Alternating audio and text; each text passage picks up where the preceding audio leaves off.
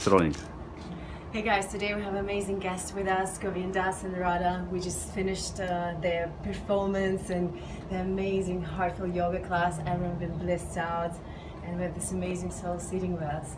So guys, welcome here at Back to Yoga Fest interviews. So you made this amazing time to make this way, to connect your community, to be in service of the other people. How long time did it take you, and what was your way to get there where you are right now? Well, we're still doing it. You know, it's a work, constantly a work in process. We're just continuing to do our own practices and work on ourselves and share that process with others. It's not always easy. It's challenging. It can be really, really confronting to see our own stuff. And of course, we're together. We're a couple. We're married. We have kids together. We own a yoga studio together. We do kirtan together. We, teach yoga together. So it's where we have a very strong reflection back to each other, but we just keep coming back to love, and that's what this path of Bhakti is all about. Beautiful. Radha, what is your female outlook on that? Managing studio, being a mother, being an amazing artist. How do you do that? I don't know. I really don't. It's really difficult to find the balance. But what Govinda said is that at the end of the day, it just comes back to the love. And even in those stressful times, in those times when I feel like I'm struggling, trying to balance being a loving mother, a loving wife, running a studio, and my own passions of just singing. I just remember that this love that we created, this love that we share created all of that. I mean, I wasn't chanting until I met him, and I got opened up to a whole new universe, a whole new world, and I'm so grateful for it. But there's no way. We just, every day we just show up and we just try our best, and that's all we can do. And every time I see our children, I just remember, even if we're having an argument, I can see them and I just see that they're just an embodiment of our love that we create, that our love created that. So all the other stuff just comes back to the core, that the love, that's the most important thing, and the devotion. Beautiful. So we try to live our life as Bhakti yoga. It's essentially it. Which advice would you guys give to people who are couples or who are about to get together? How spiritual practice could enhance their relationships? From male perspective and from female perspective, who would like to go first? Well, I think it's a must.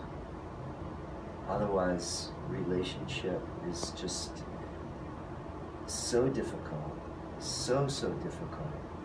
If we want to have a long-lasting, sustaining relationship, spiritual practice helps us to find our center, and so we can live from that deeper place of equanimity and balance and peace inside of ourselves. And intentionally, now we're not always able to do that, but we do our best. That's what we want to share with each other. But it is not easy. And when you're with somebody for a long period of time, you see all of that, and you see all of yourself, and you just have to keep offering it up and into that spirit of love and sharing the most precious part of your heart and intimacy with that other person. Thank you. What's For me, just the practice, just showing up and doing the work. For me, just chanting. I mean, we can literally be arguing with each other right before class, and we just get in, or kirtan, and we just start singing, and it all dissolves. All that ego, all that whatever I was holding on to, whatever we were arguing about, it just dissolves, because we're just coming back to the heart, and we're singing from the heart, we're practicing from the heart. And so for me, I don't know how else to, I don't know how we would survive if we didn't have that practice and that groundingness of the bhakti. Yeah, spiritual practice is your rock. It's your anchor to keep you somewhat sane. Yeah, but You know, without it, the winds of life are just going to blow you all over the place. So to have some type of practice that gives you access to your in Bhakti Yoga, it's called Sharanagati. It's taking refuge or taking shelter. We all need a place that we can take shelter from the storms of life, from the constancy of change. And everything is moving so fast, so we learn how to find that place within ourselves, the spiritual self, that we can find that peace within ourselves and live from that place. Oh, that's beautiful. What is your personal minimum practice that you do per day, even if it's stressful times, even if things going not right or wrong? What is like this ultimate 5 minutes time that you can take for yourself to get into this place of love, to get into this space of heart? Could you give some tips for those people who don't have that established practice yet? Something for beginners. For everybody, everybody's practice is going to be different. Everybody's going to find their own way through. For me, you know, it's chanting the names of God. It's for me, I repeat, my Guru Bobby says repeat the name Ram. So every day I repeat, I chant the name Ram. I work with my beads and I just go Ram, Ram, Ram, Ram, Ram. And just that name of Ram has so much potency and power in it to just shift our minds and our hearts. That's the meaning of mantra. It's a tool to transform our mind and our heart. So I just chant this name Ram, keep coming back to this name Ram on my lips and my mind and my heart. I sit up tall, or I walk, or I drive in the car, and I chant this name Ram. It's so simple, but so powerful. That's one. And two, every day at some point I chant what's called the Hanuman Chalisa, which is a 40-verse chant to Hanuman. And these are this is the ground of my practice. And then if I have time for anything else, great. If I can do asanas or breathing or whatever, but that's the foundation. Connect with my Guru through these practices, and connect with Spirit, God, Self through those practices. That's me. But again, everybody is totally different. Absolutely. Because everybody needs to find their own way through. Oh yeah. Yeah, some people get it like, she gets it through movement every day. Yeah, so for me, after becoming a mother, I mean, before kids, we got up every morning, we had like this long sadhana, you know, kids come along, I don't even have, you know, it's very difficult. But I got to a point where I needed to do something. So what I did, which was your inspiration, because he started getting up really early. So now what I do is I get up before the kids. I get up 5 days a week at 6, sometimes even earlier, and I just have an hour to myself. No one's up. Well, sometimes they get up and they join in the end of my practice. My daughter meditates with me or lays on my lap. But for me, as a mother and just a woman, I really look forward to this time in the morning. I practice physical yoga. I meditate for 20 minutes. Sometimes I don't have, you know, my time runs out or I have somewhere to be, so it might be 10 minutes or 5 minutes. But if I just get that time in the morning, I just feel like I'm grounded and I'm settled, and then everything else I can go and make lunch and take my kids to school and do what else I need to do, but I have that, like I've already done that. Because if I keep it till the end of the day, I'm too tired. I don't have much left. But sometimes I do, and that's where I'll sing, because the singing for me is really my most sacred practice. I love to sing. I'm still trying to find more ways to fit that into my day. But now our daughter just started preschool, so for 3.5 hours every day, Monday through Friday, we have time where both children are at school. So it's stages, it's different for everyone. One last thing is the ocean, the beach is a big thing for me. It's a place where I go to and I'll just immerse myself in the ocean and everything just washes away. I feel like it's keeping me sane living in the busy city that we live in. Yeah, ocean has amazing healing power, isn't Ocean is it? a healing place. I wrote a song about it. Oh, we'd be happy to connect your song to that interview. It's called Sunchild. Sunchild. Would you like to sing some of these songs for us? A line out of it is, ocean is a healing Sing it. place. Sing it. Sing it. Ocean is a healing place, place, place, place. Place, place, sunshine is a healing place. I need my guitar, I need to like play the actual stuff. You got it. But ocean is a healing place. I've It seen is. from my own experience. It is. Beautiful. It is beautiful. Thank you so much, Radha. Where is, like, when we talk about oceans, about disabilities, where is this physical place for you guys in this earth, on this beautiful planet? Where are your healing powers? In which country, in which place? What is for your personal inspirational practice where you come to those places and your soul is expanded and you feel absolutely in union?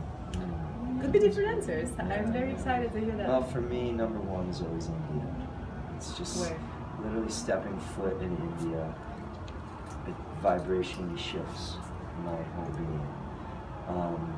Every year I go up to Rishikesh and be at the Ganga and at the base of the Himalayas and the energy. It's like I call it the Mediterranean of the Himalayas. You know, it's beautiful.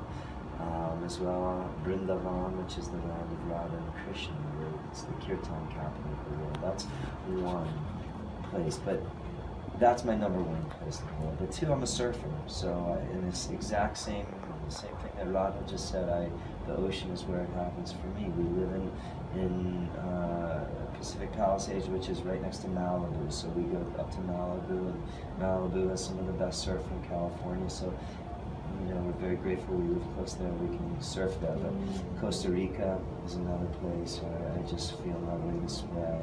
Bali is another place that is just Where are you, Bali? magical. Kind of everywhere we go, we're like, oh, this is so amazing. Yeah. I mean, for me, India, definitely. It's been many years since I've been there, since we had children.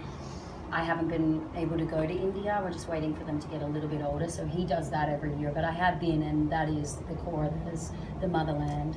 I'm feeling a deep desire to go back there. Just kind of dreading the flight with the kids, but I know we'll get through it. This summer I was so blessed to go to Costa Rica for the first time, and this particular place we were in is called Nosara, and it was just so inspiring to see a place where there's more nature than concrete. It's like the beaches aren't built up. There's jungle. You have to walk through the jungle with monkeys and crabs and snakes and to get to the beach. And I fell in love with Costa Rica. And for me, always, I'm from Australia, so anytime I get to go back there, I'm connecting to my roots. And I grew up in a really beautiful place near the ocean, and so I have deep respect and get so much from going back home Byron to Bay. Australia, to Byron Bay. She loves Byron Bay. That's her It's an favorite incredible place. place. If anyone ever wants to know where to go in Australia, just start with Byron Bay.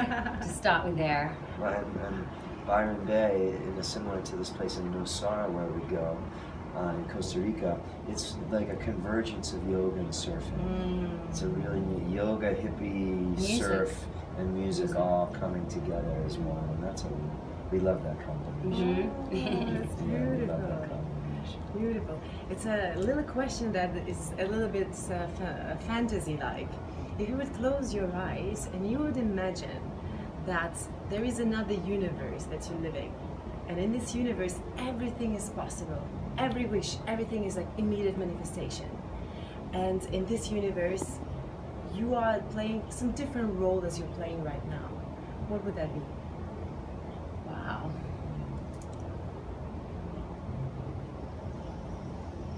You can center yourself, close your eyes, and really feel like, what would that be?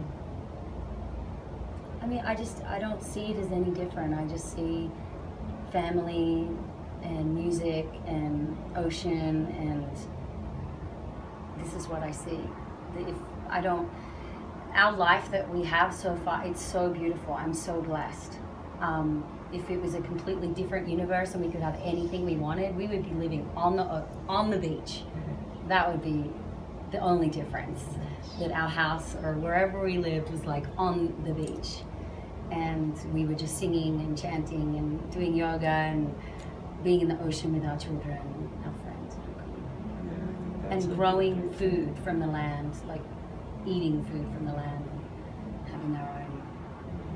I think that's a big one. I see people, I see lots of people, I see our family unit, I see a larger community of people around, so we're all living and working together. I was just in Peru last month and at Machu Picchu, and you go there and you see how this community, however many 500,000 years ago, who knows, built this incredible community. They all work together. They all have their role, and it's up at the top of the mountain. And it's like that communal aspect. People have always lived like that, but we have forgotten that in our culture.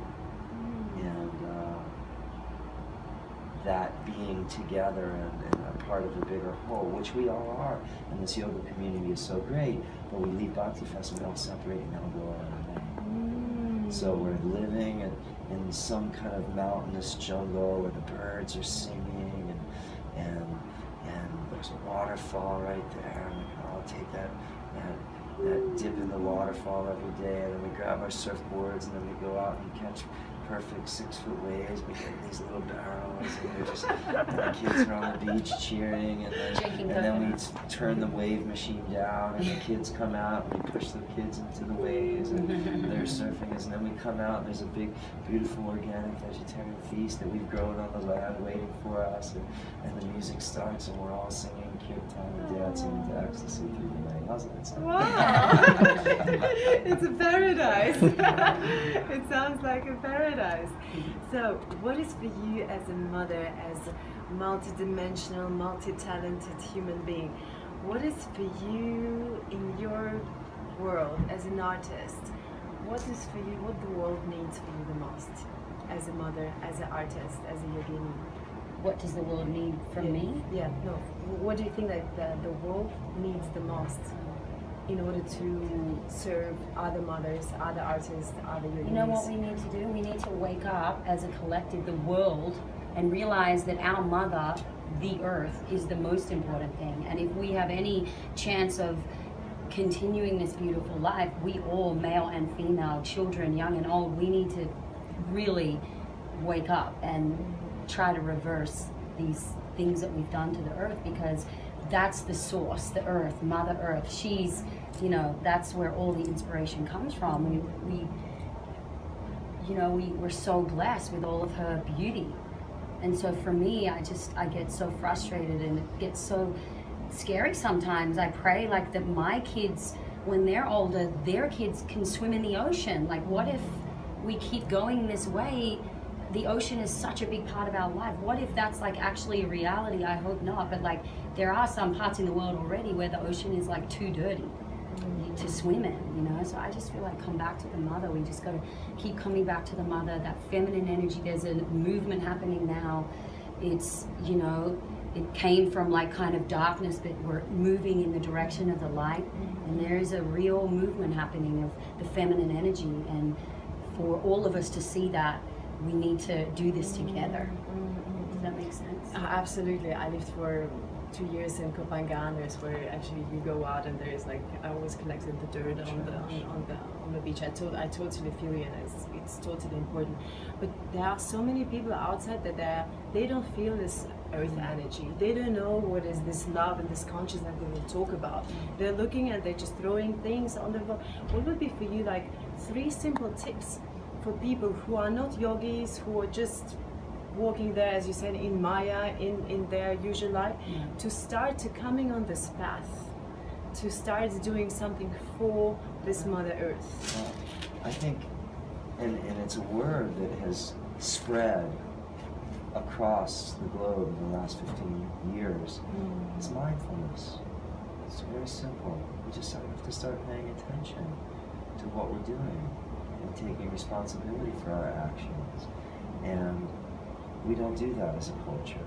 Look, we rape and pillage the Amazon. We throw trash. When we practice mindfulness, we start to be present, and we start to experience the moment as it is, just as it is. And in that simple practice, there is some kind of recalibration within ourselves to do the right thing.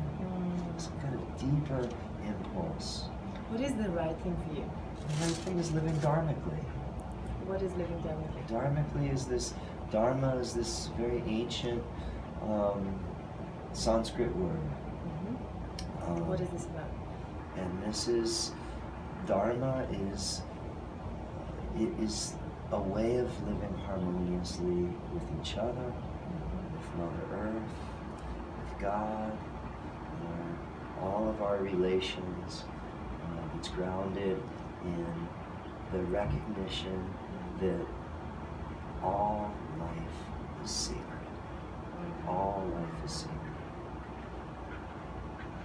Even the people that we don't like, or our enemies, or any of that stuff.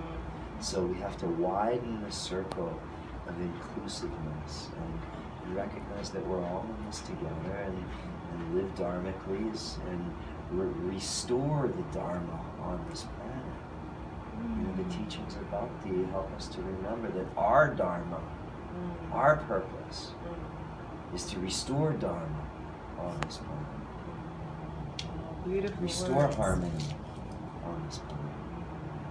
So Radha, how do you restore harmony every day in your life? Cuddle my family. We all get in like a big cuddle puddle and we just jump on the bed and we just like hug each other. We eat meals together, play together. It's really fun now because our kids are getting into music, so we have little mini jam outs, we have dance parties, all these things. They just help to restore the family harmony. Family unit. This is Connection. This, the remembrance of oneness, the connection. Where do we do that? First with those people that we're close to. So we practice using kind words with each other and lifting each other up instead of bringing each other down. And, none of us are perfect at this. It's a lifelong practice.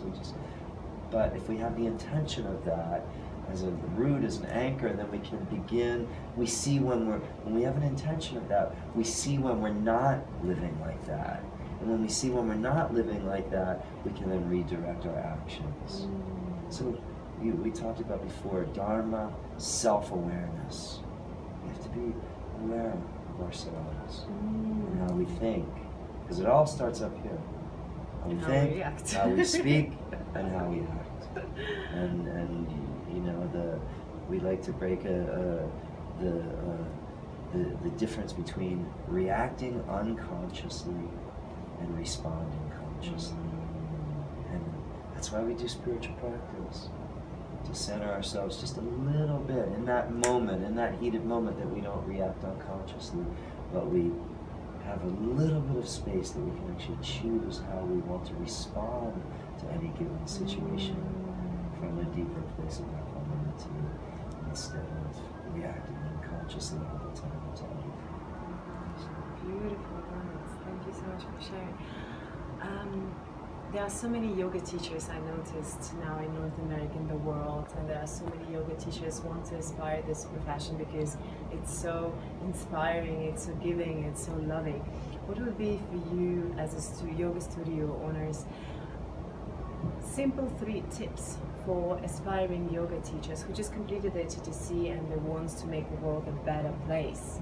What would be for your three top tips, guidance on that? Number 1 is you have to just continue to do your practice. Be a student. Yes. Well, that I think 1 and 2. One is do your practice. Do your practice. Do your practice. Do your practice. Because everything comes out of your own practice. Everything. And 2, as Radha said, Always be a student. Learn as much as you can. Take classes, read books. Just find the time to keep learning. And really, I don't know if this is 3, but you got to love what you do, because otherwise you'll burn out. And also something that we've seen a lot is you got to not have a time limit on it. You got to just love what you do and just do it, because we've seen so many people, they'll start teaching and they don't see, like, their classes aren't full. You're not going to step into a full class when you just finish your teacher training. You got to earn that. Brian Kess said to G when he first started, like, don't go anywhere, stay and teach all your classes, because if you keep showing up and teaching, if you're traveling all the time, people come, you're not there, there's a sub, they'll just go find another teacher. He's amazing. He'll get off the plane from Bulgaria and go teach straight away, like, he just is committed like that, because he knows from a young age, like, you just got to keep showing up and you got to love what you do. It's got to really, and also really I feel like you got to just be offering something really unique. And the only way to do that is it has to come from within, you know, because there's so many yoga classes and teachers everywhere. But I feel like what sets the great yogis apart is that they're doing something really unique and different. I really think, going back to that, being a student, never think of yourself as the teacher. Think of yourself as the student. Never think of yourself as the master, but only live to be of service to the masters. Because the ones that have, you know, walked this path before us, open up to their energy. This is called Guru. We open up to the Guru, the energy of the Guru, and let the Guru flow through us. It comes down through us, but we just have to take on the role of being a humble student. Always, always, always, always, always be the student, and let the Guru handle all the details. Even when you're the teacher, be the student. Let your students be the guru. Let your students be the guru, and let them show you how that you want to teach. How to teach. Let them show you. First row will show you for sure. Yeah, they Which always pose is do. coming So you next. feel. You have to be receptive. You have to, you know, feel your way through it. But yeah, I think. So. Last words, Radha, from you as a woman, as a mother, as a singer. How would you inspire another woman to be in that place where you are right now, to be in their place where they want to become? To love yourself. How? Because you just got to look at yourself in the mirror and you just got to keep coming back to the love. Because I hated myself for a really long time. And How did you get out of this? he helped me a lot. I fell in love with him, and I realized that if I really want to be with him for the rest of my life and have children with him, I have to love myself. And I didn't love myself. I was starving myself. I was throwing up. I was in a business where I was a model and I was an actress, and I'm so grateful for all the many opportunities that brought me to America. But you have to really be tough skin, and that was my mom's fear when I started modeling. It kind of came to me, and she was really hesitant because she didn't want me to get an eating disorder and hate myself. And you know, I'm grateful. I learned a lot through that experience. I'm grateful for all the wonderful lessons. But yeah, if you really want to do what you want to do, you have to love yourself. And for me, it came from meeting a beloved and seeing that reflection that, oh, like I'm hurting myself and I don't love myself. And if I don't love myself, I can't love him.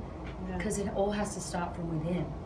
So just love yourself and just don't be hard on yourself. And I'm not saying I look at myself and I'm like, I love you. No, there's every day stuff comes up, whatever, but self-doubt. But really, you just, that love has to start from within. You just got to love yourself, and just whatever you want to share just comes from that love. And to not really just, and that's it, to just share and that's it, to not have any expectations.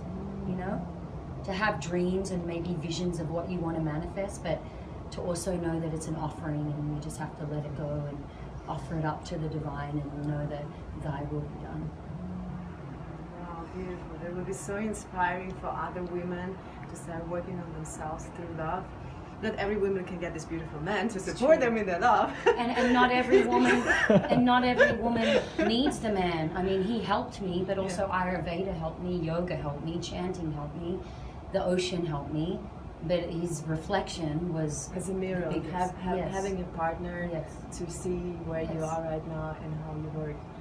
And again, that's my way. It's not for everyone. Everyone is unique. Yeah. And it's would be inspiring for other women to see how you did it through your work, through your internal work, through the ocean, through devotion. Yeah, and I wrote a song, I am beautiful, I am love, you know, and it came through just looking in the mirror and having self-doubts, and literally just came, I am beautiful, I am love. And I wrote a song about it. And I'm about to lead a women's circle, and we're all going to sit and look in each other's eyes, and we're going to sing it to each other, and we're going to feel it. When will this be? At 1 o'clock. Oh, wow. Okay, so we So get beautiful. Beautiful. So your last message Govind Das, for your community, for yoga teachers? What streams through you? What Ram does? Yeah, you know, I just really believe that the heart of all yoga is bhakti. And what is bhakti is to love God, to love your source, whatever you call it, God, Jesus, Allah, Adonai, Rama, Krishna, Durga, Mother, Universe, Self. The opening up of your heart in gratitude, in love, in humility, because, you know, we, on one side of the coin, we are vast, infinite beings. We are. Well, this is our spiritual nature. But the other side of the coin, we're just a speck of dust. We are so small. So we need to be humble. We need to just open up to something that's so much greater than ourselves. And every spiritual tradition has said the same thing.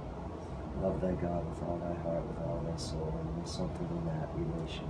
And that's what bhakti is. And it took me, you know, going to spiritual practice from India, the whole way across the world, to get that message and really recognize that when we do that, we don't need to do anything. God does it all. We just need to keep moving out of our own way. Yes, we have to show up. Yes, we have to do our best always.